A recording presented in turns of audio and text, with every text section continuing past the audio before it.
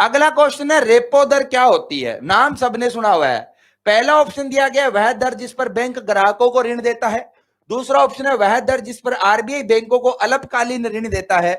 तीसरा ऑप्शन है वह दर जिस पर आरबीआई बैंकों को दीर्घकालिक ऋण देता है। और चौथा है इनमें से कोई नहीं। सही उत्तर पहले बता देता हूं, बाद में इसको एक्सप्लेन करता हूं। सही उत्तर है बी। इन दोनों के अंदर अगर आप बी और सी के अंदर अंतर देखो, अंतर क्या आया? अंतर केवल एक आया है कि वह दर जिस आरबीआई बैंकों को अल्पकालीन ऋण देता है या दीर्घकालीन ऋण देता है। तो जिस दर के ऊपर आरबीआई बैंकों को दीर्घकालीन ऋण देता है उसको अपने बैंक दर कहते हैं। क्या कहते हैं? बैंक दर। तो बैंक दर और रेपो दर के अंदर अंतर क्या होता है? दोनों के अंदर ही आरबीआई बैंक को ऋण दे रहा है, परंतु रेपो दर के अंदर जो ऋण दिया जा रहा है वो क्या होता है? अल्पकालीन होता है। जबकि बैंक दर के अंदर जो ऋण दिया जा रहा है वो क्या होता है? दीर्घकालीन होता है। तो आपको रेपो दर और बैंक दर के अंदर जो है अंतर स्पष्ट रखना है।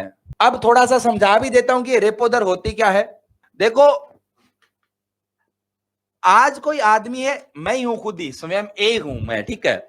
मेरे को पैसे की जरूरत पड़ेगी, तो मेरे को पैसे की जरूरत पड़ेगी तो मैं भाग कर जाऊंगा एसबीआई के पास या किसी भी बैंक के पास कि साहब साहब मेरे को ऋण दो।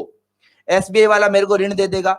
हालांकि जब इस बैंक को पैसे की जरूरत पड़ेगी, क्योंकि बैंक है तो इसको भी तो पैसे की जरूरत पड़ेगी, तो जब इसको पैसे की जरूरत पड़ेगी तो स्वाभाविक सी बात है ये किसके पास जाएगा? ये अपने बैंक के पास जाएगा। और बैंकों का बैंक कौन होता है? बैंकों का बैंक होता है आरबीआई।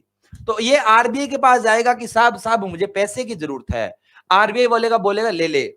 अब जब आप बैंक से कोई भी ऋण लेते हो तो स्वाभाविक सी बात है आप बैंक को ब्याज देते हो, बिना ब्याज के तो आपको ऋण नहीं मिलता। वैसे जब एसबीआई वाला आरबीआई से ऋण लेगा तो वह भी ब्याज देगा। जिस दर से ब्याज देगा उस दर को अपने क्या कहेंगे? रेपो दर कहेंगे। तो रेपो दर वह दर होती है जिस पर एसबीआई या कोई भी बैंक आरबीआई से अल्पकाल के लिए ऋण ले सकता है। ठीक है।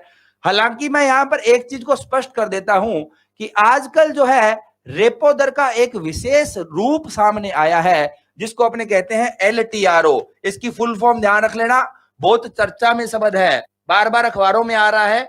तो एलटीआरओ का मतलब होता है long term repo operation. Long term repo operation, full form note कर लेना इसकी, लॉन्ग टर्म रेपो ऑपरेशन, एलटीआरओ।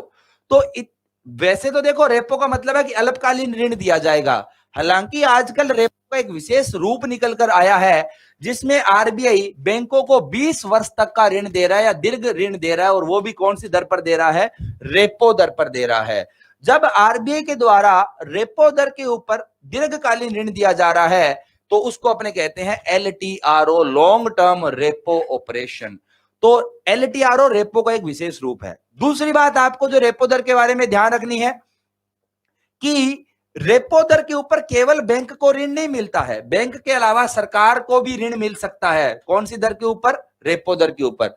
सरकार के अलावा जो बड़े व्यवसाय हैं, जो बड़े बिजनेसमैन हैं, उनको भी ऋण मिल सकता है। कौन सी दर के ऊपर? रेपो दर के ऊपर। उसके अलावा जो एनबीएफसी गैर बैंकिंग वित्तीय कंपनियां हैं उनको भी ऋण मिल सकता है। किसके ऊपर? रेपो दर के ऊपर। तो ऐसा नहीं है कि रेपो दर के ऊपर केवल बैंकों को ऋण मिलता है।